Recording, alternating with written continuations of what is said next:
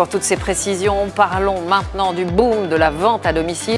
Avec un gros plan sur la vente à domicile. C'est un secteur qui échappe à la crise. Il est en plein essor. Moyenne d'âge de ses clientes, une trentaine d'années, toutes séduites par la vente à domicile. Notre vie quotidienne à présent avec le commerce et le retour en grâce d'un phénomène qui avait énormément de succès avec les fameuses réunions Tupperware dans les années 60, la vente à domicile. Bonjour, c'est Anne Romanoff. Je sais que les valeurs humaines sont très importantes pour vous, les vendeuses à domicile.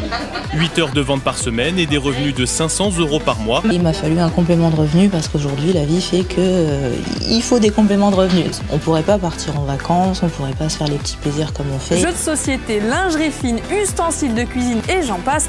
La vente à domicile a le vent en poupe et ça fait au moins 40 ans que ça dure. Après le succès de la première saison, une boutique dans mon salon est de retour cet été. Chaque semaine, 4 super pros de la vente à domicile s'affrontent. On démarre avec l'actualité de l'emploi et un reportage estampillé Stop la crise. Pourquoi? Parce que Sophie Pillat s'est intéressée à une activité qui ne semble pas être touchée par la crise justement et qui connaît même un véritable essor, c'est la vente à domicile. Je peux vraiment allier mon emploi du temps de vie étudiante avec cette activité-là. Avant, j'ai travaillé dans la finance pendant 15 ans.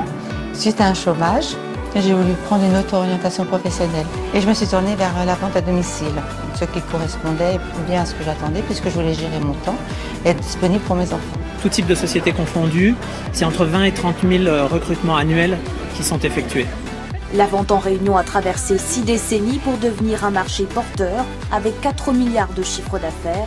Plus de 500 000 professionnels exercent sur le territoire, ce secteur étant des rares à recruter.